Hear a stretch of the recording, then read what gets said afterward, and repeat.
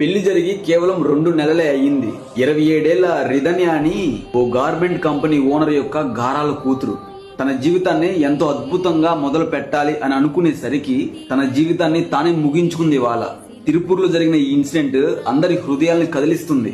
అది మనందరికీ ఒక వార్తలు అనిపించొచ్చు, కానీ ఒక అమ్మాయికి ఇది చివరి శ్వాస, అదే చివరి నిమిషం. ఒకసారి ఇది చూడండి. కట్నం కింద 100 పౌండ్ల బంగారం ఇచ్చారు, 70 లక్షలు విలువైన వోల్వో కార్ ఇచ్చారు. అరే బేసిక్ గా ఇంతకంటే ఇంకేం కావాలి?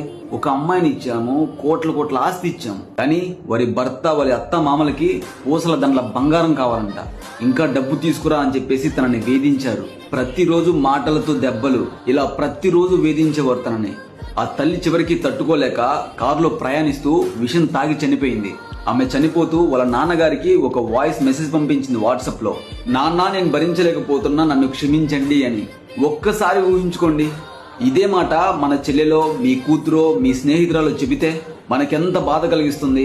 ఆ స్థానంలో మీరేం చేసేవారు? ఇది కేవలం రిధన్య కథ మాత్రమే కాదు, ఇలా కనిపించిన ప్రతి ఒక్క అమ్మాయి కథ. ఇలా చెప్పుకోలేక లోపల బాధపడుతున్న తల్లులు ఎందరో ఉన్నారు బయట. ఇది నిజంగా మన సమాజం సిగ్గుపడాల్సిన విషయం.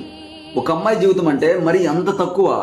అరే పెళ్ళంటే ఒక అమ్మాయిని కొనుగోలు చేయడమేనా? ఇక్కడ మనందరం ఇలానే మౌనంగా ఉంటే రేపు రిధన్య ప్లేస్ లో ఇంకొక అమ్మాయి వస్తుంది. ఈ వీడియోని ఆ గవర్నమెంట్ కి వినపడేంత వరకు, మీకు వీలైనంత వరకు షేర్ చేయండి. ఇక్కడ డౌరీ కోరడం నేరం కాదు.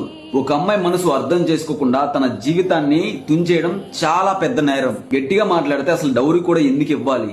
ఈ వీడియో చూస్తున్న వాళ్ళు నిజంగా ఒక అమ్మాయికి విలువ ఇస్తే డబ్బు బంగారం కాదు, ఒక స్వచ్ఛమైన ప్రేమనివ్వండి. పెళ్లిళ్ళ సీజన్ స్టార్ట్ అయింది కదా, మీ ఇంట్లో కూడా ఇలానే జరిగితే మీరు ఇలానే డబ్బు అడుగుతారా?